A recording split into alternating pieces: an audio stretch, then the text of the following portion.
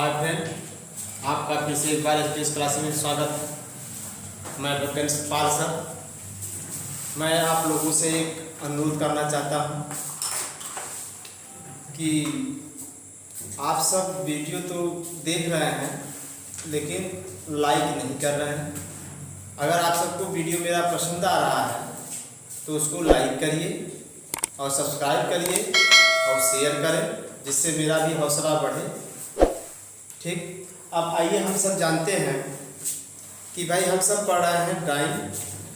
तो कुछ लोग ये पूछ रहे थे, सेकेंड ईयर वाले बच्चे जो जिनके भी सिलेबस में ड्राइंग था, इलेक्ट्रिकल ड्राइंग, लेकिन वो सब पेपर नहीं हुआ, प्रमोट कर दिए गए हैं। आप सबको बता दिया जाए, इस बार जो थर्ड ईयर का ड्राइंग है और सेकेंड ईयर की ड्राइंग लगभग सेम है। इसलिए जो सेकेंड ईयर वाले बच्चे हैं जो ड्राइंग नहीं पढ़े हैं वे भी देख सकते हैं, पढ़ सकते हैं जानकारी के लिए। क्योंकि जब आप चाहे गवर्नमेंट जॉब करें चाहे प्राइवेट जॉब करें, ये ड्राइंग एस्टिमेटिंग एंड कास्टिंग के लिए है। जब आपको जानकारी रहेगी तभी आप सब स्टेशन पर एस्टिमेटिंग कास्टिंग कर सकते हैं। तो हम सब अभी तक क्या जाने, सर्विस कनेक्शन का कैसे एस्टिमेटिंग कास्टिंग किया जाता है और फिर उसके बाद सब स्टेशन कैसे एस्टिमेटिंग कास्टिंग किया जाता है। आज हम सब पढ़ेंगे ओवरहेड लाइन एवं अंडरग्राउंड लाइन का एस्टिमेशन एवं कास्टिंग कैसे किया जाएगा। तो चैप्टर का नाम है, जैसे कुछ समस्याएं तो ये भी हैं, जैसे कुछ बच्चे सोच रहे थे कि लॉकडाउन में पेपर नहीं होगा, लेकिन पेपर हो रहा है। कुछ लोग शरण के सहारे, भाई टाइम कम है चले शरण के सहारे पढ़ लेते हैं। तो भाई आप ये जान लीजिए, आप शरण सहारे पढ़ रहे हैं तो आपको चैप्टर नहीं पता है, क्योंकि हम जो वीडियो अपलोड कर रहे हैं प्रत्येक चैप्टर का नाम लेके अपलोड कर रहे हैं। तो पूरा जितना अपलोड किया गया है ये थर्ड ईयर और सेकेंड ईयर दोनों का मैथ सिलेबस है, लेकिन यहाँ पर ज़्यादा फोकस हम थर्ड ईयर के लिए किए हैं। जो ड्राइंग का पेपर देंगे 100 नंबर का पेपर है। तो आइए टाइम को न बर्बाद करते हुए हम देखते हैं, हमारा नेक्स्ट टॉपिक है एस्टिमेशन ऑफ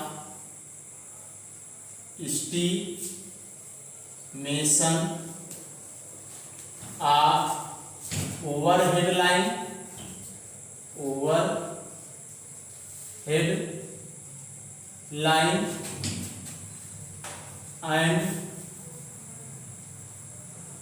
एंड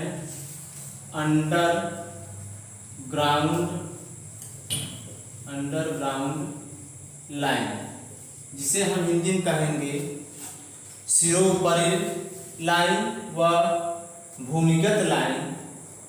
सिरोपरि लाइन व भूमिगत लाइन का आगणन हमको करना है।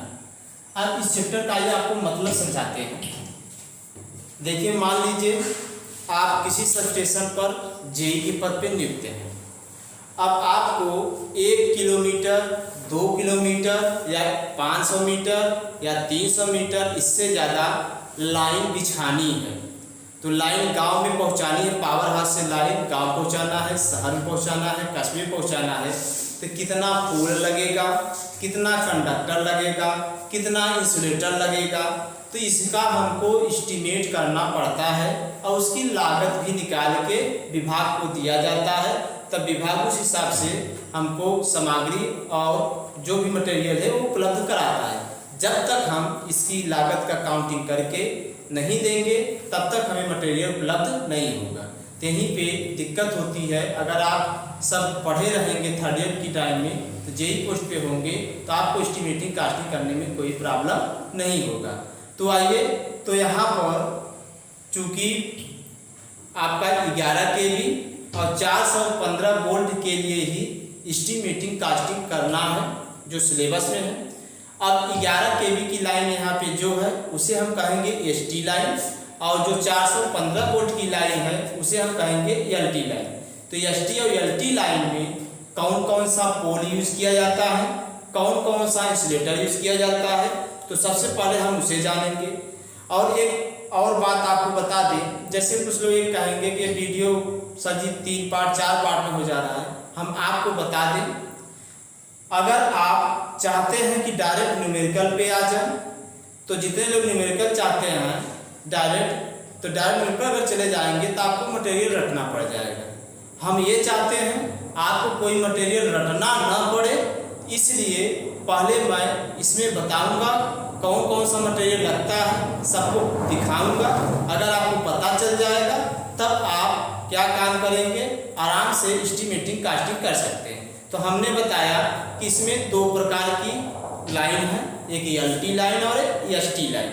तो एलटी लाइन कौन है और एसटी लाइन कौन है, आइए जानते हैं। सबसे पहले हम पढ़ेंगे एलटी लाइन में कौन सा पोल यूज किया जाता है। तो एलटी लाइन में सबसे ज़्यादा जो पोल यूज किया जाता है वह पीसीसी पोल और आरसीसी जो सीमेंट कंक्रीट के पोल बने होते हैं, और एक होता है इस्पात नली पोल, मतलब स्टील का ट्यूबुलर पोल होता है। सबका मैं चित्र बना के दिखाऊंगा, लेकिन इस्पात नली पोल जो स्टील ट्यूबुलर पोल है उसका यूज केवल 11 kV में ही किया जाता है। अगर क्वेश्चन में दे दे स्टील ट्यूबुलर पोल है तभी आप बनाइएगा, नहीं तो आप पीसीसी पोल या आरसीसी पोल ही बनाकर करेंगे। तो आइए हम सभी लोग अपने गाँव में, कस्बे के पास, शहर में देखते हैं पोलों को।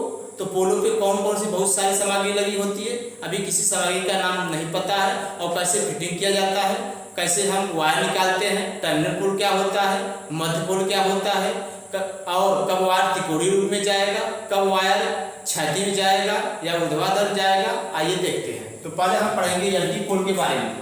लगभग हमारा ये वीडियो का जो तात्पर्य होगा पूरी सामग्री की जानकारी कराना, और इसके बाद जब सामग्री जानकारी हो जाएगी तब हम न्यूमेरिकल कराएंगे। आप इसके लिए चिंता न करें। देखिए, तो पहले हम एलटी पोल के बारे में बात करते हैं। क्योंकि आपको पता है गांव में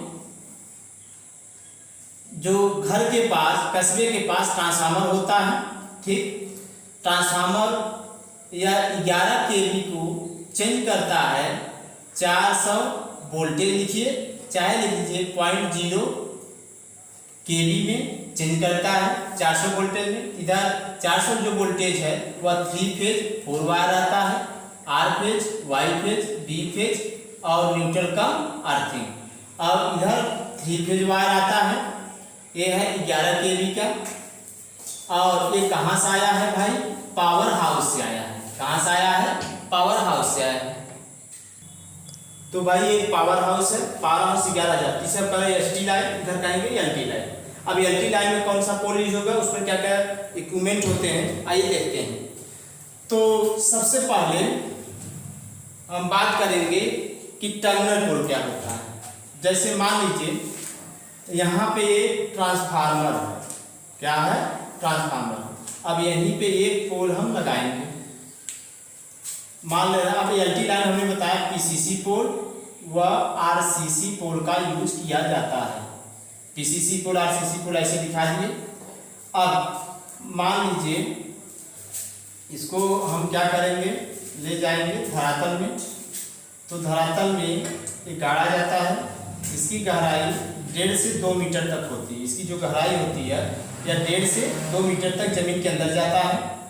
और फिर इसमें क्या करते हैं, मफिंग की जाती है। मफिंग करने का मतलब क्या होगा, सीमेंट कंक्रीट से, एक बात आओ, पोल जमीन में धंसने न पाए उसके नीचे एक बेस बनाया जाता है, पत्थर का हो चाहे आरसीसी की चौकी बनाई जाती है, जिसे हम नाम देते हैं स्टोन पैड।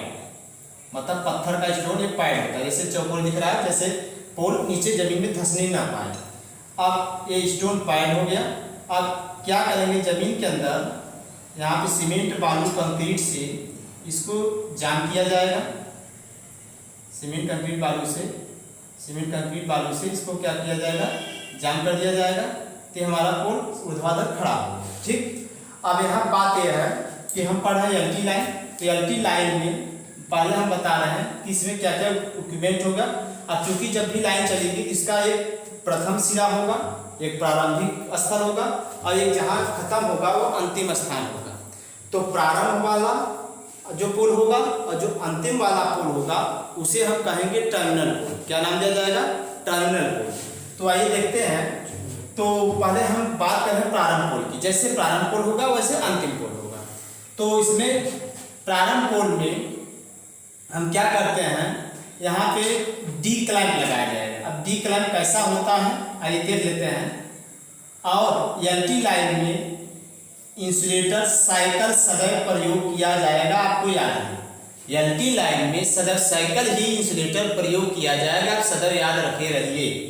तो भाई और एलटी लाइन जो है वह 3 फेज 4 वायर होगा और एलटी लाइन ज़्यादातर 3 फेज 5 वायर होगा। अब 5 वायर कब होगा, कभी कभी 5 वायर कभी कभी 4 वायर।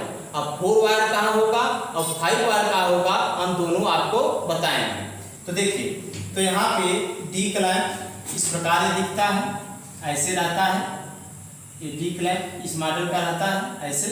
अब इसमें स्क्रू लगाने के लिए जगह होते हैं, स्क्रू लगाने के लिए जगह होता है, ऐसे स्क्रू लगाने के लिए जगह होता है। तो डी क्लैंप को हम पूरा सेटिंग लाके यहाँ पे सेट कर देंगे। अब आपको पता है कि साइकिल इंसुलेटर को हम ऐसे दिखाते हैं, ये भाई ऐसे साइकिल इंसुलेटर को बना दे रहे हैं। तो साइकिल इंसुलेटर ऐसे दिखता है, ठीक। और इसमें भी नट बोल्ट रहते हैं, यही नट बोल्ट ले जाके यहाँ पे सेटिंग कर दी जाती है। किसी को उठा के डी क्लैंप में सेट करना है। तो डी क्लैंप को हम दिखाने के लिए पहले हम यहाँ पे बना दे रहे हैं, थोड़ा बड़ा बना रहे हैं जिससे दिखे। तो देखिए ऐसे डी क्लैंप है। तो डी क्लैंप को हम यहाँ पे ऐसे दिखा दे रहे हैं, यह हो गया।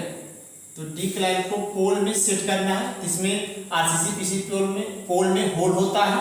तो यहाँ पे ऐसे बोल्ट द्वारा, ये बोल्ट द्वारा ऐसे इसको कस दिया जाता है, जैसा कि यहाँ दिखा रहे हैं।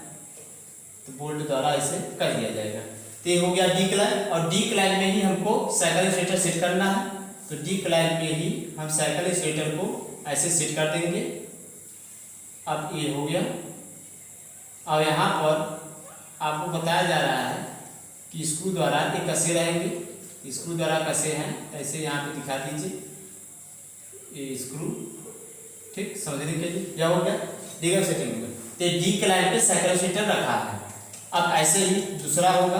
तो सबको हम समझाने के लिए, क्योंकि इसको क्या समझाना है, बनाना नहीं है, तो समझाने के लिए हम जल्दी जल्दी इसको बना दे रहे हैं, ठीक।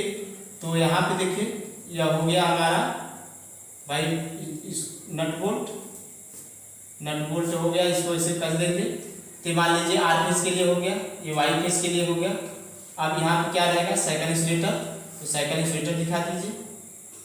चलिए साइकिल इंसुलेटर दिखा दे रहे हैं, ठीक। यह हो गया बोल्ट द्वारा इसे कसे रहेंगे, ये कसे हैं ऐसे, इनको ऐसे दिखा दीजिए। आर फेज वाई फेज, आइए बी फेज चलते हैं। बी फेज के लिए भी क्या होगा, डी क्लैंप होगा। तो बी फेज के लिए भी डी क्लैंप दिखा दीजिए, बी फेज का भी डी क्लैंप। और इसी क्या लगाना है हमको, साइकिल इंसुलेटर लगाना है, साइकिल इंसुलेटर भी दिखा दीजिए। और ये बोल्ट द्वारा भाई है जुड़ा है, तो ऐसे बोल्ट सीधे ऐसे बना दीजिए, फिर इसको ऐसे ऐसे कर लीजिए, ये आपका बोल्ट बन जाएगा। हो गया, ठीक। या ऐसे कर सकते हैं। तो बोल्ट द्वारा भी आर फेज हो गया, वाई फेज हो गया, बी फेज हो गया। अब हमको यहाँ पे न्यूट्रल कम अर्थिंग ले जाना है। यहाँ पे न्यूट्रल का जो अर्थिंग होता है वो जीआई टाइप का होता है। और ये वाला जो वायर होता है वो एसी एसआर कंडक्टर होगा या डबल एसी कंडक्टर होगा। वो क्वेश्चन में दिया है, नहीं दिया तो आप डबल एसी मान सकते हैं या एसी एसआर मान सकते हैं, जैसे सर्विस कनेक्शन में आप देखे थे, ठीक। अब आइए चलते हैं हम अर्थिंग के लिए, अर्थिंग सॉरी भाई अर्थिंग के लिए नहीं, हम चलते हैं अर्थ वायर जो होगा न्यूट्रल कम अर्थ वायर के लिए। तो वहाँ पे न्यूट्रल कम अर्थ वायर के लिए अर्थ वायर क्लैंप होता है, अर्थ वायर क्लैंप होगा, जैसा कि आप लोग दिखा रहे हैं। तो यहाँ पे ये अर्थ वायर क्लैंप ले लेंगे, ये ऐसे होता है, ठीक। और इधर ये बोल्ट द्वारा जुड़ा होता है, अर्थ वायर क्लैंप है। अब इसमें कोई इंसुलेटर नहीं रहता है, ये सीधे यहाँ से, जबकि प्रैक्टिकल में होता है, लेकिन यहाँ पे भाई नियम के आधार पर चलेंगे तो सब नहीं रहता है। तो ये हो गया हमारा अर्थ वायर। और ये बोल्ट द्वारा जैसे वो जुड़ा है ऐसे ये भी जुड़ा है, सब बोल्ट है। अब इसमें सबसे ऊपर वायर हम बांध देंगे। ये मान लीजिए आर फेज, ये मान ले रहे हैं वाई फेज, ये मान ले रहे हैं बी फेज, ये हो गया। अब हमने ये कहा कि भाई इसमें 5 वायर भी जाएगा, 5 वायर जाता है। जब 5वां वायर निकालेंगे वह स्पेशल फेज के लिए, वो क्या कहते हैं स्ट्रीट लाइट, ये ज़्यादातर शहर में होता है। या गवर्नमेंट जो कॉलेज हैं वहाँ पे आप देखेंगे ट्रांसफार्मर के बाद एक फेज से 2 वायर निकाल देंगे। एक अकेले जो वायर जाएगा वो केवल स्ट्रीट लाइट के लिए जाएगा, जिसे प्रकाश गलित व्यवस्था कहते हैं। अब उसको कैसे दिखाया जाएगा, चलिए पूरा चीज़ समझने के लिए हम इसको फिर मिटा दे रहे हैं, क्योंकि भाई इतना नीचे तक नहीं रहता है। अब इसको थोड़ा और नीचे कर दे रहे हैं समझने के लिए। तो यहाँ पे हम बढ़ा दिए, अभी इसमें और इक्विपमेंट जुड़ेंगे इसलिए। तो चलिए यहाँ तक हम स्टोन पैड दिखा दे रहे हैं। ये क्या हो गया, स्टोन पैड, इसे हम कह रहे हैं स्टोन पैड। अब मान लीजिए ये धरातल है, और धरातल में भाई इसकी क्या की गई है, मफिन। तो ऐसे मफिन दिखा दीजिए। मफिन मतलब सीमेंट बालू से क्या किया गया है, इसको जाम किया गया है। सीमेंट बालू से इसको जाम कर दिया जाएगा। ये धरातल है, ये ठीक, ये मफिन हो गया, ये स्टोन पैड है। अब क्या करना है, आपको बताया जा रहा है कि एक और फेज इसमें दिखाना है। तो गलत व्यवस्था उसकी हम बाद में ड्राइंग कर नहीं रहे हैं, पहले आप देख लीजिए। आप कहीं भी पोल पे देखे होंगे, वहाँ पर ऐसे कटीला तार लपेटा गया होता है। कटीला तार, ऐसे कटीला तार लपेटा होता है। इस तार को हम कहते हैं बार बेड वायर, इसे कहा जाता है बार बेड वायर या बार बेड तार कहते हैं, ठीक। ये कटीला तार होता है, यह फर्श से 2.5 मीटर ऊंचाई पर रहता है। जबकि भाई यहाँ जगह नीचे नहीं है, हम नहीं दिखा पाए, तो आपको याद रहे कि यह जो पोल जहाँ गड़ा है धरातल पर, उससे 2.5 मीटर ऊंचाई पे रहेगा। कितने मीटर ऊंचाई पे, 2.5 मीटर ऊंचाई पे रहेगा। ये बातें समझाने के लिए बताया जा रहा है, क्योंकि आगे मीटर में समझ में आएगा। तो अब इसके ऊपर आप देखेंगे प्लेट लगा होता है, जिसपे हड्डी का निशान छपा होता है। इससे लिखा होता है डेंजर प्लेट, 1100 वोल्ट 440 वोल्ट हड्डी के निशान से छपा है। इससे आप उसके पास देखें तो अगर टच करेंगे, इसका मतलब हड्डी वैसा हो जाएगी, उसको टच मत करेंगे। तो अर्थात इसलिए इसे कहते हैं डेंजर प्लेट कहा जाता है। ये क्या है भाई, डेंजर प्लेट है, जो खतरे का निशान है भाई, इसके ऊपर आपको नहीं जाना है। ये वायर जो है, इसे हम कह रहे हैं न्यूट्रल कम अर्थ वायर। यहाँ दिखाया गया है न्यूट्रल कम अर्थ वायर है, और ये सब फेज वायर है, ठीक। अब यहाँ पे क्या है कि भाई पोल आगे तरफ जब वायर जाएगा तो पोल में खिंचाव पड़ेगा। जब पोल में खिंचाव पड़ेगा, पोल आगे तरफ झुक सकता है। तो पोल आगे तरफ झुकने न पाए तो यहाँ पे स्टे लगाया जाएगा, खींचा जाएगा, खींच के रखा जाएगा, इससे पोल आगे तक। यहाँ पे स्टे का प्रयोग करेंगे, तो यहाँ हम लेंगे स्टे क्लैंप। क्या लिया जाएगा, स्टे क्लैंप। तो यहाँ पर हम ले लेंगे स्टे क्लैंप। ये देखिए स्टे क्लैंप बना दिए, और टर्मिनल पोल पे 2 स्टे क्लैंप रहता है। कितने रहते हैं, 2 स्टे क्लैंप रहेंगे। टर्मिनल पोल पे 2 स्टे क्लैंप दिखा दे रहे हैं, ये समझने के लिए 2 स्टे क्लैंप हमने दिखा दिया। अब स्टे कैसे आके जुड़ेगा, स्टे आके कैसे जुड़ेगा, अभी सबका हम नाम जानेंगे ये करके। मान लीजिए धरातल हो गया, ये भाई क्या है, धरातल है, ठीक। धरातल ऐसे आगे तरफ बढ़ता चला जाएगा, क्योंकि यहाँ हमें प्रत्येक सामग्री बताना है, इसलिए हम एक ही पोल पे पूरी सामग्री बता देंगे, ठीक है। एलटी लाइन का फिर समझेंगे एसटी लाइन क्या सामग्री होती है। चलिए देख लेते हैं। तो यहाँ पर हम देख रहे हैं कि भाई स्टे लगाना, और ये प्रारंभ जो पोल है और जो अंतिम पोल है उसी को हम टर्मिनल पोल कहेंगे। और टर्मिनल पोल पर स्टे वायर लगेगा, झुकने ना पाए। तो स्टे हम यहाँ से स्टे तार खींचेंगे, यह हो गया, ये बात समझ आ गई। अब स्टे तार इसी के बीच में लगाएंगे हम स्टे इंसुलेटर। ये स्टे इंसुलेटर का दिखा दिए, स्टे इंसुलेटर, इसे स्टे इंसुलेटर हो गया। अब स्टे इंसुलेटर के बाद ये जाएगा सीधे जमीन में गड़ना चाहिए। हम एक बार दिखा देंगे फिर मिटाएंगे। तो एक जमीन में गड़ना चाहिए, खिंचाव के जैसे इधर खींच के पकड़े रहे, लेकिन ऐसे नहीं जुड़ेगा। तो यहाँ पे क्या होता है, जमीन में लास्ट में यहाँ पे पहले हम इंचोर प्लेट लेते हैं। इंचोर प्लेट, इंचोर प्लेट ये ज़्यादातर सीमेंट कंक्रीट होगा रहता है, उसी में राड एक लगेगी। पहले हम इसको मिटा देंगे। इसी में एक राड रहेगी, जीआई की राड रहती है, सॉलिड राड रहेगी, उसी में जाम रहेगा। जीआई कैसे क्या रहेगी, राड रहेगा। अब ऊपर साइड इसमें स्क्रू बना रहता है, स्क्रू कसने के लिए। अब इसमें क्या होगा, एक होगा टेक बो, टेक को इंग्लिश में कहेंगे स्टे, स्टे बो होगा। तो भाई इसको हम टेक बो को ऐसे दिखा दे रहे हैं, ये टेक बो ऐसे रहता है, ये टेक बो ही है, ऐसे ये टेक बो है। अब इसी में हम क्या करेंगे, टेक बो के सहायता से अब इसको ले जाके थोड़ा सा आगे मुड़ा के ऐसे, और फिर इसमें थिम्बल ऐसे लगाना है। थिम्बल मतलब नट बोल्ट की तरह कसने के लिए बना होता है। चलिए इसको फिर से हम बना देंगे। ये है टेक बोल्ट के बाद ये थिम्बल है, ये थिम्बल हो गया जिस बोल्ट द्वारा इसमें द्वारा कसा जाएगा। इसी थिम्बल में ला के हम क्या करेंगे, ये जो हमारा स्टे वायर है वो जोड़ दिया जाएगा। तिरछा हो गया, आप सब समझ जाइएगा। और इसी के बीच में लगा है स्टे इंसुलेटर। क्या लगा है? Stay insulator. तीसरा कारण स्टे इंसुलेटर, ये ज्वाइनिंग की गई है। ठीक, अब नाम जान लीजिए। इससे हम कह रहे हैं भाई ये पूरा जो समायोजन है, इसी समायोजन को हम कह रहे हैं ये स्टे है। अब यहाँ एक स्टे नहीं होके दो स्टे लगता है टर्नर पोल पे, और ये जमीन में सीमेंट कंक्रीट से जाम कर दिया जाता है। ये इंचोर प्लेट को ऐसे रहेगा, तो इंचोर प्लेट को जाम कर दिया गया। अब नाम जान लीजिए, इसका नाम है इंचोर प्लेट। इसे कहा रहा है इंचोर प्लेट। इसे कहा जा रहा है स्टेबो या टेकबो, स्टेबो या टेकबो। इसे हम कहा है थिम्बल, इसका नाम है थिम्बल। अभी सब आगे ये बनाना जरूरी नहीं है, आप ये जाने आपको समझना जरूरी है। कभी कभी एग्जाम में भी पूछे, बताएंगे क्या पूछेगा। इसे हम कहते हैं स्टे वायर। ये क्या है भाई? स्टे, ये है स्टे वायर। इसे कहते हैं स्टे इंसुलेटर। ये क्या है? स्टे इंसुलेटर है। ठीक, ये स्टे इंसुलेटर है। अब इसे कह रहा है स्टे क्लैंप। ये है स्टे क्लैंप है। ठीक, स्टे क्लैंप है। तो इस प्रकार ये स्टे की जितनी सामग्री होती है। और यहाँ पे सीमेंट कंक्रीट है। ये क्या है भाई? सीमेंट कंक्रीट है, सीमेंट कंक्रीट है। अब जैसे एक स्टे लगा है ऐसे दूसरा स्टे लगा होगा। ये लगा छोड़ दे रहा है भाई, ये भी स्टे ही है। जैसे ये है वही वैसा है। तो अर्थात टर्मिनल पोल पर दो स्टे रहते हैं जिससे पोल आगे की तरफ झुक न पाए। तो ये बातें हो गई। अब आइए सबका इधर नाम लेते हैं। ये भाई ये कौन सा क्लैंप बताया गया? D clamp. कौन सा क्लैंप है? डी क्लैंप है।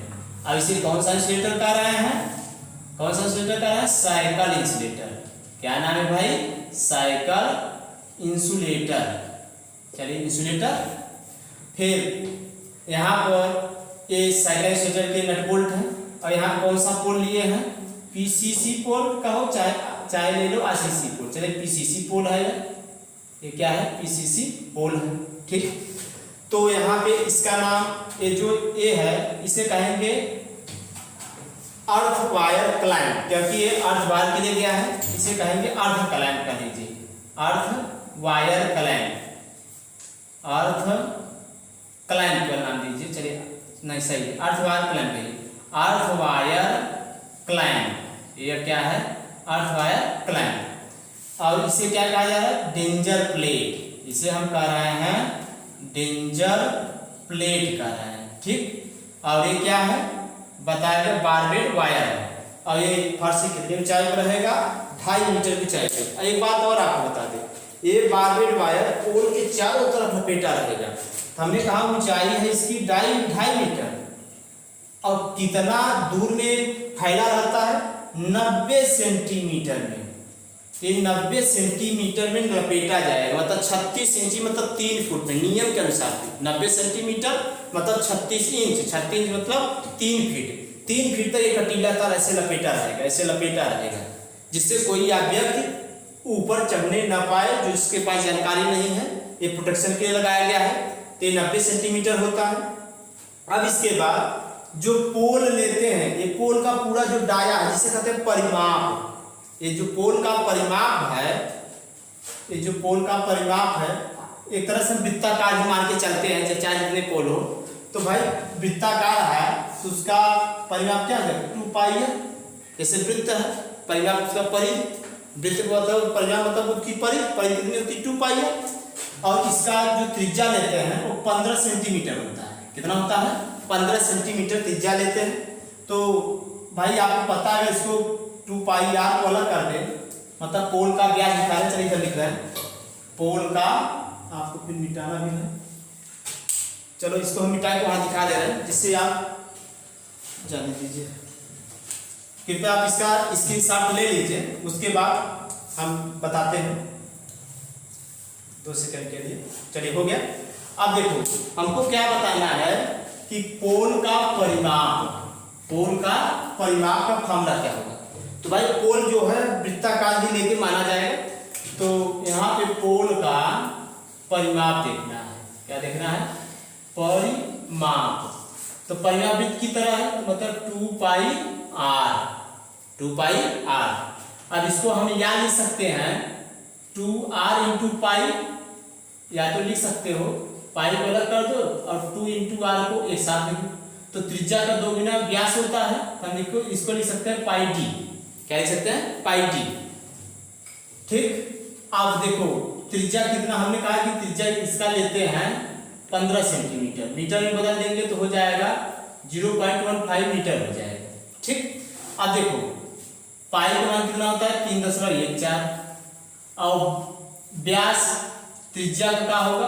2 गुना, मतलब ये 15 है, तो हम डायरेक्ट लिख सकते हैं भाई इससे 2 का गुणा करेंगे तो 2 इंटू आर का मान जो है कितना है?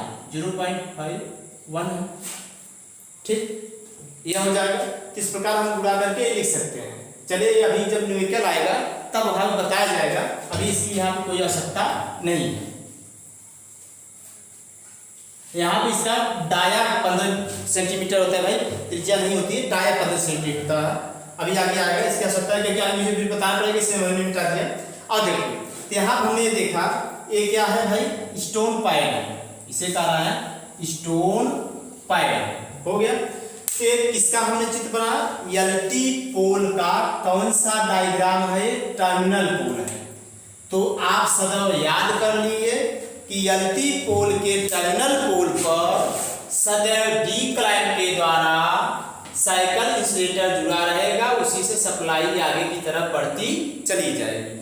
अब आइए, ये सप्लाई जैसे मान ले रहा है आधे किलोमीटर तक गांव में जा रही है, शहर में कस्बे में जा रहा है, तो बीच में भी तो पोल पड़ेंगे। अब बीच में जो पोल पड़ेगा उसका क्या कंस्ट्रक्शन होगा, आइए देखते हैं। तो थोड़ा उस बीच वाले पोल को देखने से पहले आइए स्टे के बारे में समझ लेते हैं। कभी कभी एक बार आपके एग्जाम में दिया, एक बार क्या कई बार दिया है, एक कहा गाइड तार व्यवस्था की संरचना बनाइए। गाइड माने होता है वो स्टे वायर। स्टे वायर की क्या संरचना, पोल के सारे स्टे वायर कैसे लगा कर संरचना चित्र बना दो। 10 नंबर में अकेले आया है, अभी अकेले हम बनवा के दिखाएंगे। तो देखिए, तो ये जो स्टे होता है यह पोल से इसका एंगल 45 डिग्री होता है, अधिक से अधिक 45 डिग्री और कम से कम 30 डिग्री होना चाहिए एंगल। पोल से स्टे का एंगल जो होना चाहिए 30 से 45 डिग्री होना चाहिए, तो 30 हो या तो मैक्सिमम 45 होना चाहिए, ये याद है आपको। और जो स्टे है यह कितना दूर पे रहना चाहिए, यहाँ से कितना दूर या यहाँ से कितने दूर पर स्टे लगना चाहिए। स्टे यहाँ से मतलब धरातल से जहाँ स्टे क्लैंप लगा है वो 3 मीटर की ऊंचाई पर रहता है। कितने मीटर ऊंचाई पे? 3 मीटर ऊंचाई लगना चाहिए स्टे। इसका जब कोई नियम नहीं है, लेकिन ये यूपीपीसीएल में या क्योंकि नियम में पूछ रहा है कि भाई स्टे पोल के धरातल से आधार से कितनी ऊंचाई में लगता है, तो आप कहेंगे 3 मीटर ऊंचाई पे। और बार बेड वायर या कटीला तार कितनी ऊंचाई में रहता है? 2.5 मीटर ऊंचाई पे। वही ऊंचाई के बाद डेंजर प्लेट होता है। ये बता, अब डेंजर प्लेट क्या वैसे ठीक चलता है? डेंजर प्लेट के लिए क्लैंप आता है, वो क्लैंप लगा के इसको बांध देते हैं। डेंजर प्लेट के लिए भी क्लैंप होता है, याद रहे। तो याद रहे कि 30 से 45 डिग्री स्टे वायर रहता है। और स्टे वायर कहाँ कहाँ लगाएगा? जहाँ पहला पोल और अंतिम पोल टर्मिनल पोल पे, या कहीं कहीं पोल देखते हैं वायर घूम जाता है। जैसे पोल यहाँ, जैसे मान लीजिए पोल यहाँ है, अब सप्लाई घर जाने में तार घूम गया तो मतलब मोड़ आ गया, यहाँ से आ रहा था ऐसे मुड़ गया, मोड़ आ गया। जहाँ मोड़ आएगा तो इधर पोल झुक सकता है, तो एक स्टे इधर लगा के खड़ा कर दिया जाएगा। तो मतलब जहाँ मोड़ आएगा वहाँ स्टे लगेगा। या कहीं कहीं वायर में ज़्यादा तनाव हो जाता है, पोल झुक जाता है, जहाँ ज़्यादा वायर में तनाव आएगा वहाँ स्टे लगा देंगे। तो ज़्यादातर स्टे मोड़ पे लगता है और टर्मिनल पोल पे ही लगाया जाता है। और याद रहे टर्मिनल पोल पे स्टे वायर संख्या कितनी होगी? 2 होगी। ये बात हो गई। अब एक बात और आपको बता दें, यहाँ पर अर्थिंग भी की जाएगी। अब कहेंगे अर्थिंग किसकी की जाती है? जितने मेटेलिक पार्ट नट बोल्ट लगे हैं सब मेटल के हैं। कभी कभी इसमें मेटेलिक पार्ट में लीकेज करंट आ जाती है, इन सबको एक अर्थ वायर द्वारा जमीन में ले जाके अर्थिंग की जाती है। और पोलों पे जो अर्थिंग होती है वो पाइप अर्थिंग की जाती है। किसकी अर्थिंग की जाएगी? पाइप अर्थिंग होगी। ये सब जानकारी इसलिए दिया जा रहा है जब न्यूमेरिकल आएगा आपको लिखने में सुविधाजनक होगा। हम सबकी बात आगे बताएंगे। तो आइए हम सब पढ़े कि एलटी लाइन का टर्मिनल पोल का चित्र ऐसे होगा और टर्मिनल पोल किस पे टिका, किस इंसुलेटर रहेगा, साइकिल इंसुलेटर रहेगा और किस क्लैंप रहेगा, डी क्लैंप पे। कौन सा क्लैंप है, डी क्लैंप, याद है। अब आइए देखते हैं मध्य पोल, जो मध्य पोल होता है वह कौन सा क्लैंप होता है। अब आपको बता दें क्लैंप कई प्रकार के हैं, आप जान लीजिए। डी क्लैंप देख चुके, एक होता है आई क्लैंप, एक होता है आई क्लैंप। आई क्लैंप सीधे आई की तरह होगा, यहाँ ये आई क्लैंप, ठीक। और आई क्लैंप में एक चीज और रहता है, ये ऐसे नहीं रहता, हम दिखा दे रहे हैं, ये तो ऐसे सीधा दिखाया गया। जैसे पोल पे जोड़ना है कैसे जुड़ेगा, ये आपका ऐसे ऐसे ऐसे ऐसे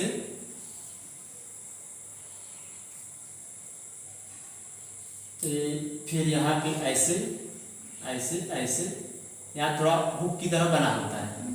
अब सोचेंगे जैसे पोल है, मान लीजिए पोल है तो पोल को ऐसे ले जाके जोड़ना है, ये ऐसे रहेगा, इधर से आ गया और इसमें होल रहता है, इसमें होल रहेगा, यहाँ भी होल है, यहाँ भी होल है, ठीक। अब होल है ऐसे, अब एक उस साइड से आएगा, एक उस साइड, जैसे ये ऐसे था ऐसे आ गया, ठीक। अब एक इसमें पत्ती ऐसे सीधे आएगी, सीधे आएगी उस साइड से, सीधे जो उस साइड से आएगी वो ऐसे रहती है, ये यहाँ पर ऐसे हम आपको दिखा देंगे। अब क्या होगा, यह इसमें भी होल रहेगा, तो जब दोनों में होल है, अब बीच में पोल हो गया, बीच में पोल हो गया, ऐसे करके ऐसे करके। अब ये बोल्ट द्वारा, हम बोल्ट द्वारा इसे डाल के इसको क्या किया जाएगा, कस दिया जाएगा, जिससे पोल में जकड़ जाएगा, तो पोल में ऐसे जकड़ जाएगा। चलिए ना दिखा दे रहे हैं ऐसे ही, पोल में जकड़ जाएगा, बीच में पोल है तो, और यहाँ पे ये ऐसे ही बना रहेगा। इसी में ये आई क्लैंप है, आई क्लैंप ही यहीं पे हम साइकिल इंसुलेटर टिका देंगे पोल पर, पोल पर साइकिल इंसुलेटर। आप कैसे साइकिल इंसुलेटर रहेगा समझ लो। तो भाई जो साइकिल इंसुलेटर होगा, हमने बताया अगर नट बोल्ट पूरा देख के देखें तो साइकिल इंसुलेटर इस प्रकार दिखता है, ये साइकिल इंसुलेटर है, ठीक ऐसे। अब बोल्ट पूरा दिखाना है,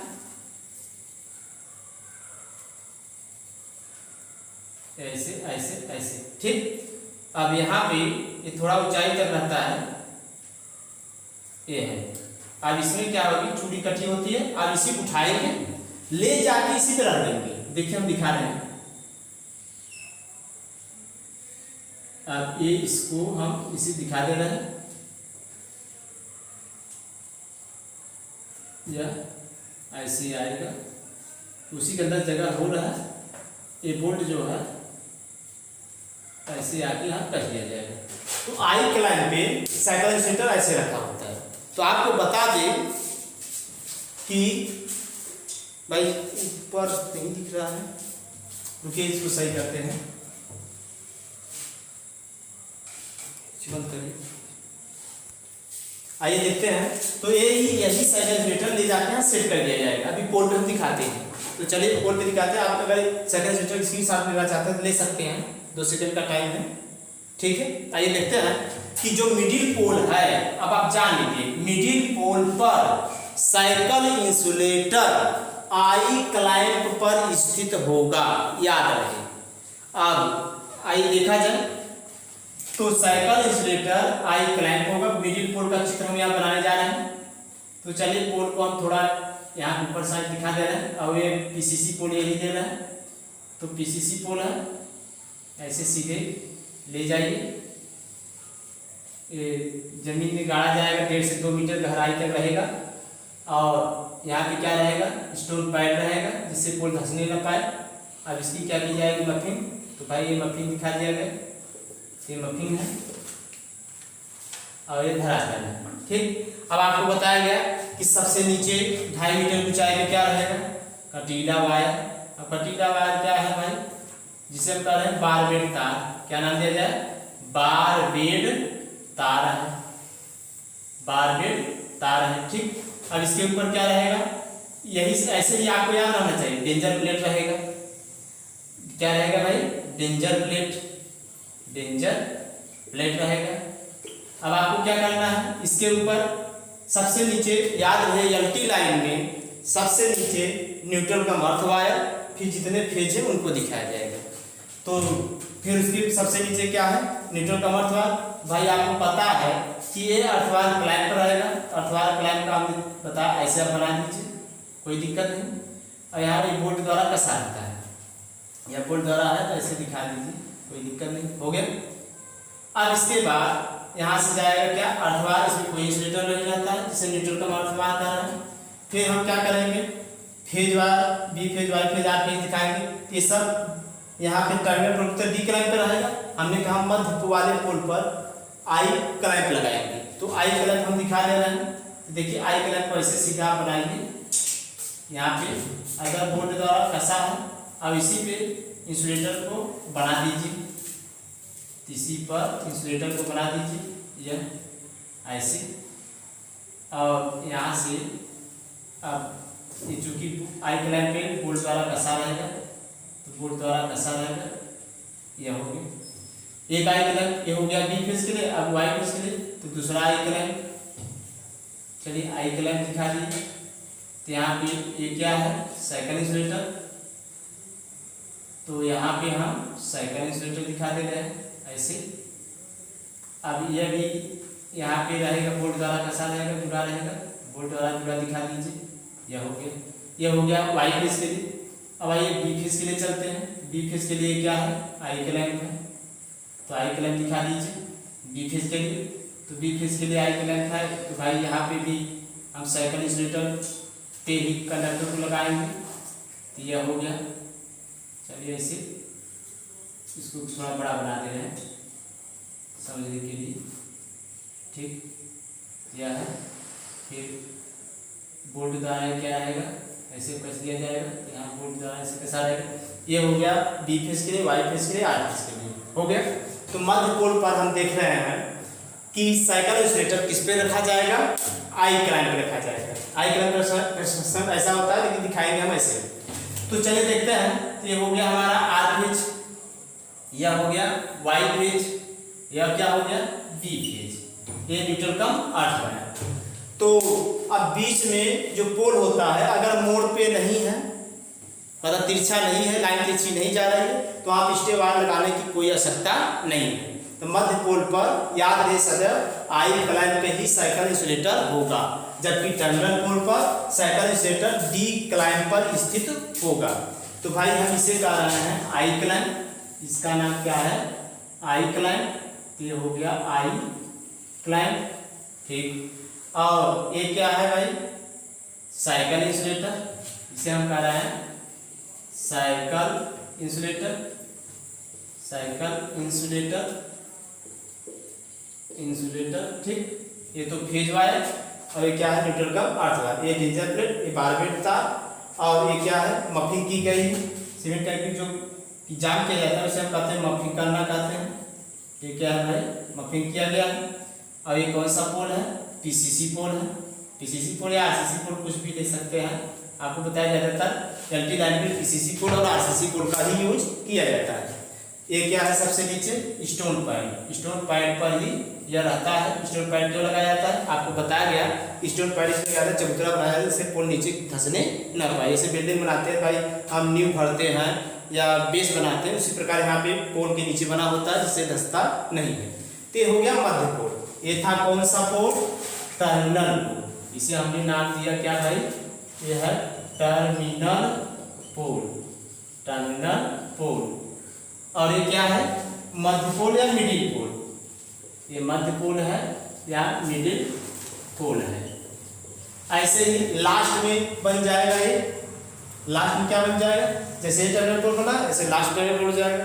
अब लाइन कैसे जाएगा, तो यहाँ से लाइन जब चलता है तो ऐसे मध्य पोल के कंडक्टर पे लपेटते हुए इस साइड से ऐसे रहता है, हमने बगल दिखा दिया है, तो ऐसे लपेटते हुए आगे की तरफ बढ़ता चला जाता है। आप देखे होंगे गांव में कस्बों में खुला तार ऐसे जाता है, तिरछा हम दिखा रहे हैं लेकिन सीधा रहता है भाई, आप जान लीजिए।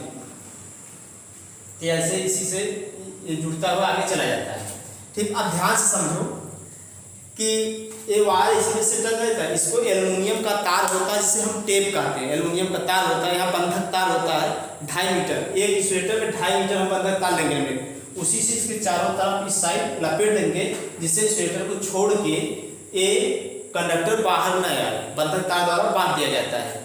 तो टर्मिनल पोल ऐसे दिखाया जाएगा, मिडिल पोल ऐसे दिखाया जाएगा। इसलिए हम बता रहे हैं कि जब हम सामग्री की गणना करेंगे तो टर्मिनल पे देखेंगे डी क्लैंप लगा है और मिडिल में क्या लगा है, आई क्लैंप लगा है, और बाकी जैसे सामग्री वो है। और स्टेशनेटर कहाँ लगेगा, केवल टर्मिनल पोल पर, और कितने लगेंगे, 2 लगेंगे। अब बता रहे हैं कि नियम के आधार पर मान लीजिए लाइन आधा किलोमीटर गई, तो नियम यह है कि 1.609 कि मीटर पर मतलब लगभग 1.5 किलोमीटर से ज़्यादा अगर लाइन जा रही, लंबी जा रही है, तब उसमें समान दूरी पर 4 पोल अर्थिड होने चाहिए। 4 पोल की ग्राउंडिंग की, जैसे एक पहला पोल हो गया, इसका हमने क्या किया, अर्थिंग कर दिया, पहले पोल की अर्थिंग कर दी, ठीक।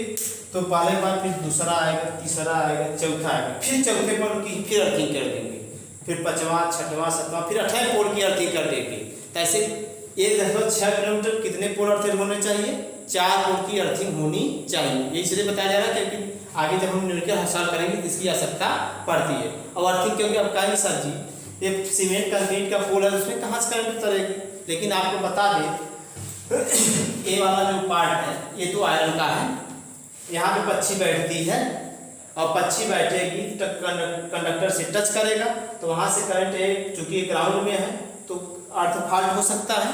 अर्थ फॉल्ट ना होने पाए इसलिए जितने यहाँ पे ये मेटल वाले पार्ट हैं, क्लैंप हैं, ये वायर द्वारा आप देखेंगे पोल से होता हुआ ले जाके ग्राउंड कर दिया जाता है, पोल से लपेटा हुआ। ज़्यादातर ट्यूबुलर पोल में 11 केवी किया जाता है, एलटी केवी में नहीं रहता है।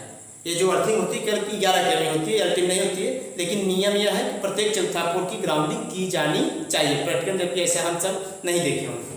तो हम सब अभी पढ़े कि एलटी पोल, अगर एलटी लाइन है तो उसमें टर्मिनल पोल पर कौन सा इंसुलेटर रहेगा, कौन सा क्लैंप रहेगा, और मिडिल पोल पर कौन सा क्लैंप पर कौन सा इंसुलेटर रहेगा, ये सब हमको जानकारी मिल गई। अब आइए जानते हैं कि एसटी लाइन में, हाँ एक बात और जानो, आप देखे होंगे ट्रांसफार्मर के बाद जब वायर जाता है वह सीधे या तो ऐसे जाएगा, क्षैतिज जाएगा, या तो फिर आप देखे होंगे ऐसे जाता होगा, ये तो ऐसे जाएगा या तो ऐसे कब जाएगा, तो सड़क पार करेगा, जहाँ सड़क पार करना होता है तब ऐसे ले जाते हैं, या तो फिर नॉर्मल खुला में इस सड़क के किनारे जाएगा तो ऐसे सीधे जाता है, ठीक। अब एसटी लाइन जबकि देखेंगे त्रिभुज मॉडल में जाता है, 11,000 वाला देखे होंगे तो ऐसे जाता है, 2 तार नीचे 1 तार ऊपर, उसको 11,000 वाले को ऐसा क्यों किया जाता है अभी बताएंगे। यहाँ पे कंडक्टरों के बीच की दूरी बराबर होना जरूरी नहीं है, लेकिन इसमें दूरी बराबर होना जरूरी है। आप सब टीचिंग पढ़ चुके हो कि जैसे से लाइन की लंबाई बढ़ती है, चूंकि जो एलटी लाइन है या ज़्यादा ज़्यादा 1 किलोमीटर दूर होगा। जैसे ट्रांसफार्मर अगर यहाँ लगा है, हमारे घर के पास एक गांव में लगा है, तो और ट्रांसफार्मर लगभग 10-20 घर को ही सप्लाई देगा। अगर ज़्यादा हम घर जोड़ देंगे तो सबका वोल्टेज कम हो जाएगा। अर्थात हम कह सकते हैं एलटी लाइन में जो वितरण लाइन होती है या 500 मीटर मैक्सिमम 1 किलोमीटर तक फैला जा सकता है। तो 1 किलोमीटर में लाइन में जब लंबाई बढ़ती है तो कैपेसिटेंस और इंडक्टेंस प्रभावित होता है। तो कैपेसिटेंस इंडक्टेंस एलटी लाइन में उतना ज़्यादा प्रभावित नहीं होता है क्योंकि लाइन की लंबाई कम होती है, जबकि एसटी लाइन होती है। अब पावर हाउस घर से है 20 किलोमीटर दूर, 10 किलोमीटर दूर, तो जब जाएंगे तो कैपेसिटेंस और इंडक्टेंस प्रभावित होता है, उनके बीच की दूरी बराबर रहनी चाहिए, इसलिए इनको त्रिभुजी मॉडल में लिया जाता है। जैसा टीचिंग पढ़े हो, लेकिन हमको पढ़ना टाइम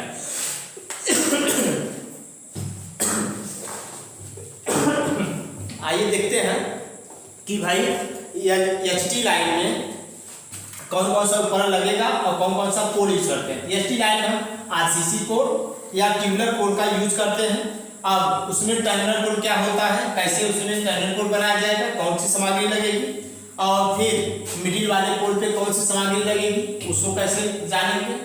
तो यहाँ हमने जाना एलटी लाइन में टर्मिनल पोल पे डी क्लैंप पे साइकिल इंसुलेटर रहेगा। क्या रहेगा, डी क्लैंप पर साइकिल इंसुलेटर रहेगा, और मिडिल वाले पोल पर कौन सा क्लैंप, आई क्लैंप, और आई क्लैंप पर ही साइकिल इंसुलेटर रहेगा। उसी पे वायर को बंधक तार द्वारा बांधकर इनमें से आगे की तरफ बढ़ते चले जाएंगे। भाई आप सब इसका स्क्रीनशॉट नहीं ले पाए, लेकिन वीडियो बैक करके स्क्रीनशॉट ले लीजिएगा, ठीक है। हम भूल गए। आइए देखते हैं एसटी लाइन का टर्मिनल कोड। इसको जान ले, जानकारी के लिए सामग्री बताई जाए, आपको रटने के लिए नहीं। आप केवल वीडियो बार बार देख लेंगे तो आपको पता चल जाएगा कौन सा सामग्री लगा। जैसे आपको कहा जाए भाई पोल, एलटी लाइन के पोल के नीचे क्या है, स्टोन पैड है, स्टोन पैड के ऊपर क्या है, सीमेंट कंक्रीट किया गया, फिर उसके ऊपर क्या है, बारबेट तार है, बारबेट तार के ऊपर क्या है, डेंजर प्लेट है, डेंजर प्लेट के ऊपर क्या है भाई, अर्थवायर का क्लैंप है, फिर डी क्लैंप है, फिर सेकंड स्वेटर है, ऐसे ही कर दिया जाएगा। अब आइए देखते हैं एसटी लाइन में। तो एसटी लाइन में क्या होता है देख लिया जाए। तो एसटी लाइन में हम ज्यादातर ट्यूबुलर पोल का प्रयोग करते हैं। कौन सा, ट्यूबुलर पोल। तो ट्यूबुलर पोल आइए देख लेते हैं। ये देखिए ये ट्यूबुलर पोल, और ट्यूबुलर पोल जो होता है वो 3 शेड में होता है। कितने शेड में, 3 शेड में होता है। और ये बेलनाकार होता है ऐसे। अब एक शेड यहाँ हम दिखा दे रहे हैं, ये देख लीजिए, एक शेड यहाँ पे है, सही है, पहला शेड। अब आइए दूसरा शेड चलते हैं। इसकी लंबाई अंतर होता है, लेकिन जगह का होने का हम एक शेड चेंज कर दे रहे हैं। ये हो गया दूसरा शेड, और फिर यहाँ पे एक तीसरा शेड है। 3 शेडों में ट्यूबुलर पोल बटा होता है। ये दिखा दिए, बनाना भाई जरूरी नहीं कि समझना जरूरी है। तो अब देखो यहाँ पे भी नीचे क्या रहेगा, स्टोन पैड रहेगा। ये स्टोन पैड हो गया। इसकी भी क्या की जाएगी, मफिन की जाएगी। ये मफिन कर देंगे। और मफिन का मतलब समझ गया है भाई क्या होता है। मफिन का मतलब होता है सीमेंट कंक्रीट से पोल को जाम करना, ठीक है। यह हो गया सीमेंट कंक्रीट पोल से जाम कर देंगे। अब आपको बताया 2.5 मीटर ऊंचाई क्या लगेगा, कटीला तार, जिसे हम कह रहे हैं बारबेट तार। और इसकी कितने दूर में फैला होता है, 90 सेंटीमीटर के चौड़ाई में फैला होता है। ये बारबेट तार है भाई। ये क्या बताया जा रहा है, बारबेट तार है। और ये क्या है, मफिन की गई है सीमेंट वालों से। ये क्या है भाई, मफिन है। और ये क्या है, स्टोन पैड है, स्टोन पैड है। अब यहाँ भी क्या रहेगा, डेंजर प्लेट रहेगा। कौन सा प्लेट, डेंजर प्लेट। ये भाई हो गया डेंजर प्लेट। सीक्वेंस से चलिए, आप सीक्वेंस से अगर चलेंगे तो आपको कोई सामग्री रखनी नहीं पड़ेगी। नीचे से चल रहे सीधे सीधे ऊपर चलते हैं। अब आइए क्या करेंगे, जो सबसे ऊपर वाला खंड है उसी में हम लगाएंगे भाई इंसुलेटर। और वो 11 kV में एसटी लाइन में केवल पिन इंसुलेटर प्रयोग किया जाएगा। कौन सा इंसुलेटर, पिन इंसुलेटर। अब पिन इंसुलेटर 2 क्लैंपों को टिका होता है। कितने क्लैंप, 2 प्रकार के, लेकिन एक क्लैंप और है 3 लेंगे। तो यहाँ पे 3 क्लैंप यूज किए जाते हैं। पहला जो क्लैंप है वो तो आई क्लैंप था जैसा कि देखें। अब दूसरा जो क्लैंप है, आई क्लैंप हम वहां बता चुके हैं। दूसरा जो क्लैंप होता है इसे यह क्लैंप होता है। क्या होगा, यह क्लैंप। अभी दिखाएंगे पोल पर, आप सभी लोग देखे हो, लेकिन नहीं जानते हो कैसे यह क्लैंप है। ये यह क्लैंप है, यह क्लैंप यह की तरह दिखेगा। अब एक होता है ई क्लैंप। ये क्या होगा, ई क्लैंप। ई क्लैंप ज्यादातर टर्मिनल पर ही लगाया जाता है। कहाँ पर लगाया जाएगा, टर्मिनल पर। अभी बताएं कैसे टर्मिनल पर या विभागीय पोल पे लगाया जाएगा। यह हो गया ई क्लैंप, ठीक। अब आइए देखते हैं इस पोल पर। पहले हम जान लें इसका टर्मिनल पोल क्या होगा। अब आपको बता दिया जाए, ध्यान। एसटी लाइन का टर्मिनल पोल सदैव दोहरा होगा, मतलब डबल होगा, दोहरे पोल का बना होगा। एक पोल जैसे यहाँ है तो एक पोल और लग जाएगा। तो एक पोल हम और लगा के दिखा दे रहे हैं। तो आप पीसीसी या आरसीसी पोल भी बना दिखा सकते हैं। कोई जरूरी नहीं कि ट्यूबुलर पोल ही बनाए, लेकिन भाई समझाना है तो हम बता दे रहे हैं। ज़्यादातर ट्यूबुलर पोल ही गैर लाइन यूज किया जाता है। और हम टर्मिनल पोल दिखाने जा रहे हैं। तो टर्मिनल पोल, एसटी लाइन का टर्मिनल पोल दोहरा पोल रहेगा, डबल पोल करके बनाया जाएगा। तो डबल पोल करके अगर बनाया जा रहा है तो भाई एक पोल बगल में हम और लगा दें। मान ले रहे हैं धरातल हो गया, क्या हो गया, धरातल। किसी बगल में एक पोल और बना दिया जाए तो भाई मान लीजिए यह हो गया। पहले हम दिखा दे रहे हैं टर्मिनल पोल को, तो फिर आगे समझेंगे मिडिल पोल क्या होता है। तो भाई ये भी 3 शेड में है, 3 शेड में इसको भी दिखा दे रहे हैं, कोई दिक्कत नहीं। अब ले जाइए जमीन के अंदर, 1.5 से 2 मीटर तक गहराई तक रहेगा। यहाँ क्या लगेगा, स्टोन पैड लगेगा, आप देख ही रहे हैं। और ये क्या है, मफिन है। बनाने में कोई झंझट नहीं है, केवल आप समझते जाइए बस, आपको बनाने की आवश्यकता नहीं पड़ेगी। ठीक है, तो ये मफिन कर दिया गया। अब आप बताया गया भाई सब, इसके बाद क्या रहेगा, बारबेड वायर, अकेला तार, ये कितनी ऊंचाई रहता है, आप सभी लोग को बताया गया भाई ये 2.5 मीटर ऊंचाई रहता है। उसी ऊपर क्या रहेगा, डेंजर प्लेट, हड्डी वाला निशान लिख दिया जाएगा, 11 kV डेंजर प्लेट है।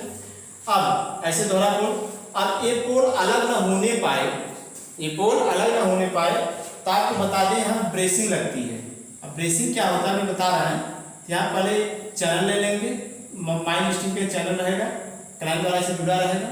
ठीक, जैसे आप कहेंगे सर जी ये क्लैंप क्या ऐसे टिका रहता है, नहीं भाई, ये पोल खड़ा है और ये चैनल है, चैनल यहाँ पर आएगा, तो चैनल जो लगता है वो सीधा रहता है, लेकिन उसके पीछे से, और चैनल में 2 होल दिख रहा है, उसके पीछे से ऐसे आ रहता है, वो वाला आके हम जोड़ देते हैं, जैसे दिखा दे रहा है, पीछे वाला भाग ऐसे रहता है, ऐसे पीछे वाला जो भाग होता है इस प्रकार रहता है, ऐसे।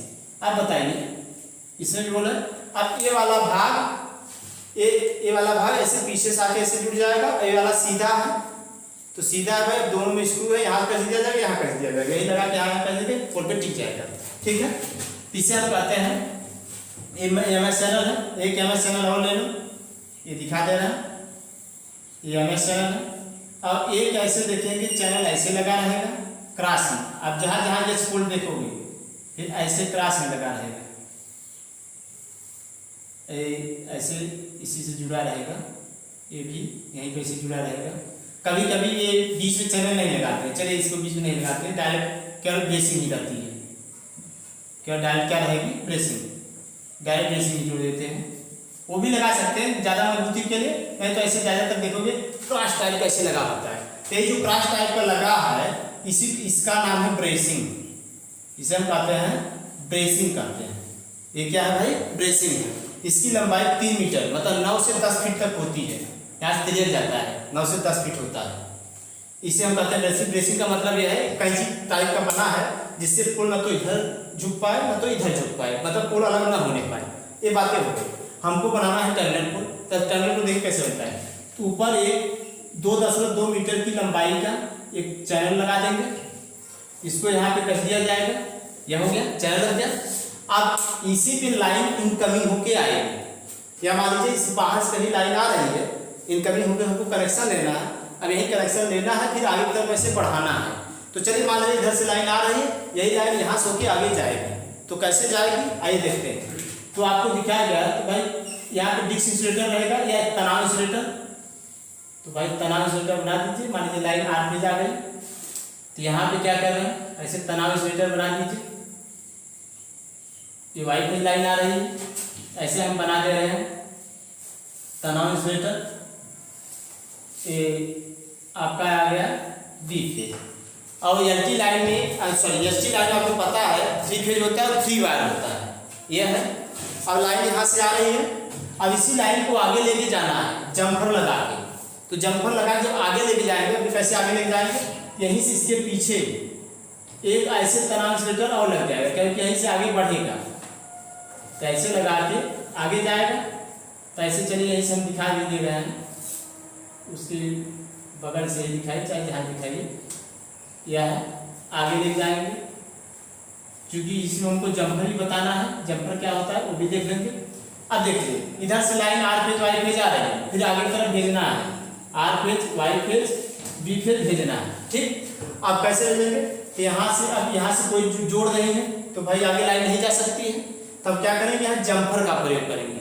अच्छा बताइए, जो तार होता है, तार यहाँ आके बांध दिया जाता है, और कैसे बांधते हैं, जैसे मान लीजिए अब यहाँ कोई दिखाने वाली चीज़ तो दिख नहीं रही है, हम बता दे रहे हैं। जैसे तार की लंबाई ज़्यादा है तो इसमें होल रहता है, इसमें तार ऐसे पूरा तार डालेंगे, ऊपर थोड़ा सा ऐसे ओपन कर देंगे, फिर उधर जो आगे तार जाएगी उसका तार बढ़ाकर ऐसे होल में से डालकर निकाल देंगे, और यहाँ पर एक क्लैंप ला के जोड़ देंगे। एक होता है पीजी क्लैंप होता है, पीजी क्लैंप द्वारा हम स्क्रू तरह रहता है, उसको कस देते हैं, जिससे वायर ये होगा कि भाई नीचे की तरफ नहीं आएगा। ये भी किसका काम करेगा, जम्फर, इसे हम कहते हैं जम्फर वायर। एसटी लाइन ऐसा होता है, इसे जम्फर वायर कहते हैं। ऐसे सेम ये भी रहेगा, पीजी क्लाइंट के द्वारा इसको भी जोड़ दिया जाएगा ऐसे, तो ऐसे ये भी पीजी क्लाइंट के द्वारा जोड़ा जाएगा, तो जोड़ दिया गया। तो जम्फर वार ऐसे जोड़ा जाता है, इस साइड से आएगा उस साइड चला जाएगा। और एक बात आपको और बता दें, उस साइड ऊपर वाला आपको अगर नहीं दिख रहा है तो यहाँ तक जैसे ये है ऐसे ही जम्फर द्वारा जो ये दिख रहा होगा इसी प्रकार ये भी जुड़ा होता है।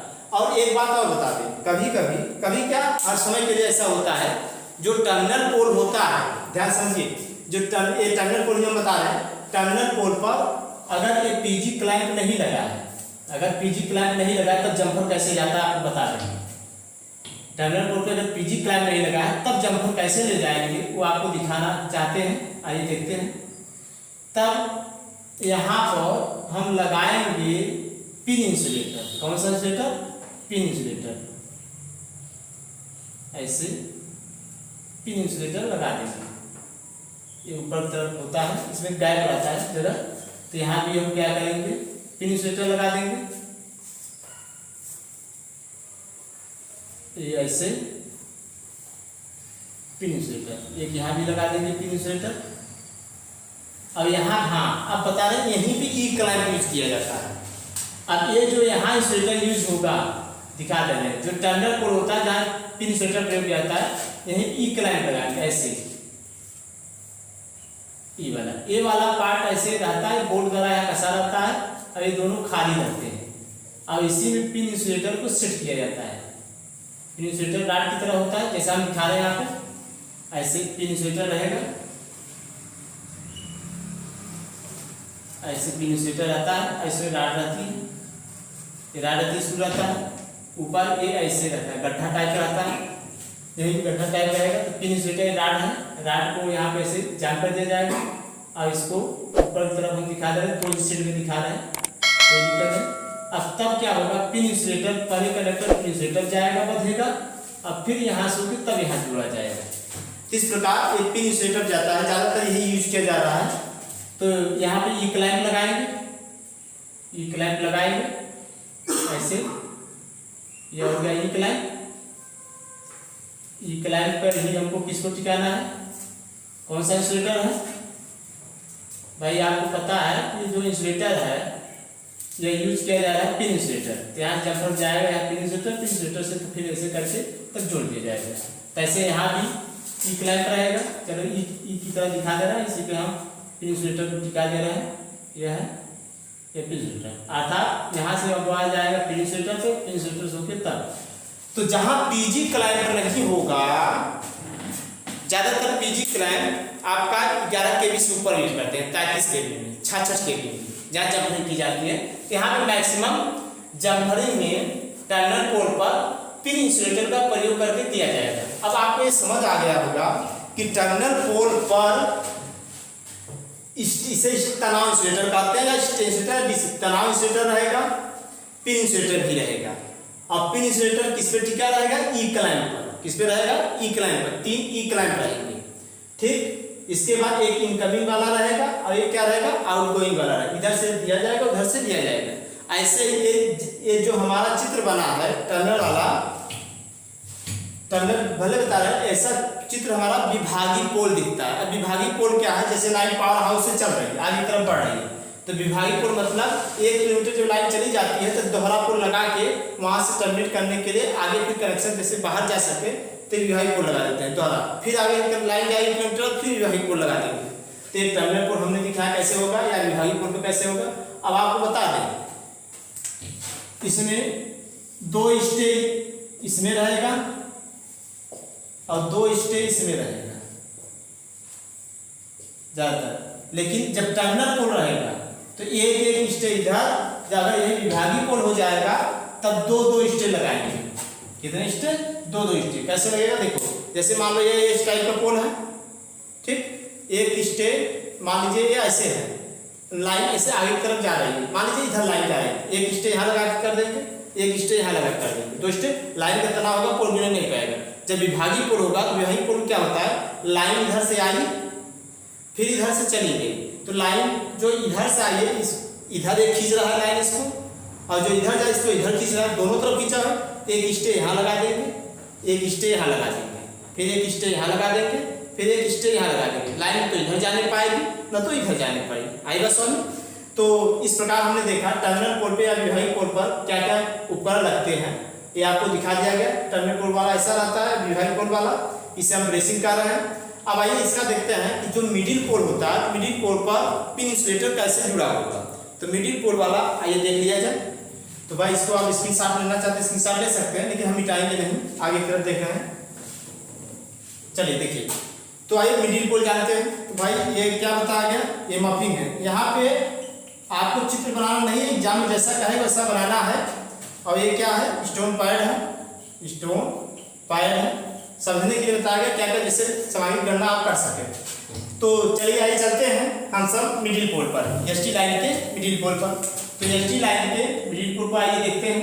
एसटी लाइन का जो मिडिल पोल होता है, आइए दिखा दे रहे हैं। मान लीजिए कि भाई ये अभी ट्यूबुलर पोल है, चाहे ट्यूबुलर पोल दिखाए चाहे आप पीसीसी या सीसी पोल दिखाए, कितने सेट में दिखा रहा है, 3 सेट में। तो चलिए पहला सेट यह हो गया, दूसरा सेट यह हो गया, तीसरा सेट। तो भाई नीचे क्या, सबसे नीचे क्या रहेगा, स्टोन पैड रहेगा। फिर इसकी क्या की जाएगी, स्टोन पैड है, ये स्टोन पैड है। फिर इसकी क्या क्या की जाएगी, मफिंग की जाएगी। तो ये मफिंग किया जा रहा है, ठीक। ये धरातल है। ये उसके बाद क्या रहेगा, बारवेट तार रहेगा, 2.5 मीटर ऊंचाई में बारवेट तार होता है। फिर उसके ऊपर क्या रहेगा, डेंजर प्लेट रहेगा, जैसे यहाँ दिखाया गया।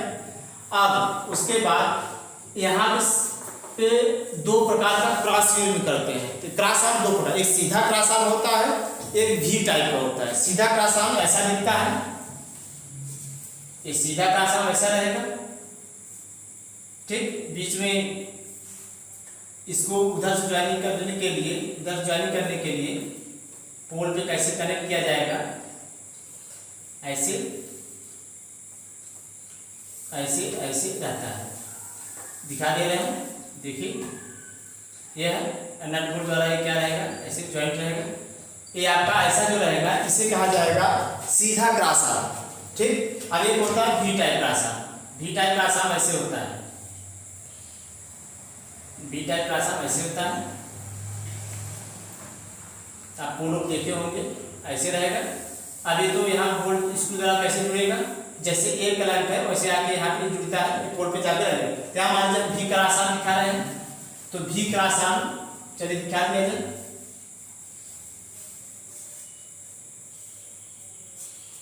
ये भी क्रॉस आर्म दिखा रहे हैं, ये भी क्रॉस आर्म हो गया, यहाँ ज्वाइंट किया गया है। अब हाँ, तो हम सब आइए देखते हैं कि मिडिल पोल का जो एसटी लाइन है उस पर कैसे इक्विपमेंट जुड़ते हैं। तो यहाँ पे हमने बताया कि भाई पिन टाइप इंसुलेटर यूज किया जाएगा एसटी लाइन में। तो पिन टाइप इंसुलेटर को सेट कर देंगे। ये वी टाइप का क्रॉस आर्म है, तो वी टाइप के यह क्रॉस आर्म है। अब ऐसे 3 शेडों में बटा रहता है, तो 3 शेडों में पिन इंसुलेटर को हम दिखा दे रहे हैं। एक पिन इंसुलेटर हो गया, तो एक पिन इंसुलेटर यहाँ दिखाइए, यह भाई ये बोल्ट द्वारा आपस में ऐसे है। अब यहाँ पे 3 शेडों में पिन इंसुलेटर है, 3 शेडों में पिन इंसुलेटर को दिखा दिया गया, यह हो गया। अब यहाँ पे यह क्लैंप लगाएंगे, यहाँ पे यह क्लैंप पर पिन इंसुलेटर को सेट किया जाएगा। तो यह क्लैंप हम बना दे रहे हैं, यह क्लैंप पे पिन इंसुलेटर लगा दिया जाएगा। चलिए थोड़ा बड़ा कर दे रहे हैं जिससे पिन इंसुलेटर को लगाया जा सके। तो यह क्लैंप है, यह क्लैंप पे ऐसे स्क्रू रहता है, स्क्रू द्वारा यहाँ इसको जोड़ दिया जाता है। अब इसी पे क्या करेंगे, हम पिन टाइप इंसुलेटर को सेट कर देंगे यह क्लैंप पर। ये 3 शेडों में है, तो 3 शेड दिखा दीजिए, यह है ऐसे। अब इस पे मान लीजिए आर फेज गया, इस पे मान लीजिए आर फेज गया, इस पे मान लीजिए वाई फेज गया, इस पे मान लीजिए बी फेज गया। तो जितने हमारे मिडिल पोल वाले एसटी लाइन के रहेंगे वे सब भी क्रॉस आर्म या आई टाइप के क्रॉस आर्म पे टिकाए जाएंगे। और यहाँ पर चूंकि मिडिल पोल अगर किसी मोड़ पे पड़ गया तब तो स्टे लगता है, अगर मोड़ पे नहीं है या कहीं झुकाव नहीं है तो स्टे नहीं लगाते हैं, इस पे स्टे नहीं लगता है। अब चूंकि यह ट्यूबुलर स्टील पोल है तो आप देखते होंगे जितने 11,000 वाले वोल्टेज वाले होंगे इसमें 1 किलोमीटर में 1.609 मीटर में 4 पोल ग्राउंडेड अर्थिंग रहने चाहिए। तो यहाँ से देखे होंगे जीआई तार ऐसे लपेटते हुए निकालते हुए लेके आते हैं, ऐसे ऐसे लेके आके जमीन में अर्थिंग कर दिया जाता है। तो ये होता है अर्थ वायर। ग्राउंड क्या होता है, चूंकि नियम में यह है कि यह अर्थ वायर सीधे ऐसे ऊपर ऊपर जाना चाहिए, सीधे ऊपर ऊपर ऐसे वायर जाना चाहिए। इसका काम यह होता है कि जब आकाशीय बिजली आए तो कंडक्टर पे न आके अर्थ वायर पर और तुरंत क्या हो जाए, ग्राउंड हो जाए। इसका हम नियम कानून में जानेंगे और गणना भी करेंगे अर्थ वायर का कितना लगेगा दिखाया जाएगा। और एसटी लाइन में जो अर्थ वायर रहेगा वो सबसे ऊपर रहेगा, सबसे ऊपर इसलिए लगाया जाएगा क्योंकि जब आकाशीय बिजली आए तो तुरंत ग्राउंड हो जाए। ठीक, अब इसके बाद यहाँ पे एक बर्ड गार्ड लगाया जाता है।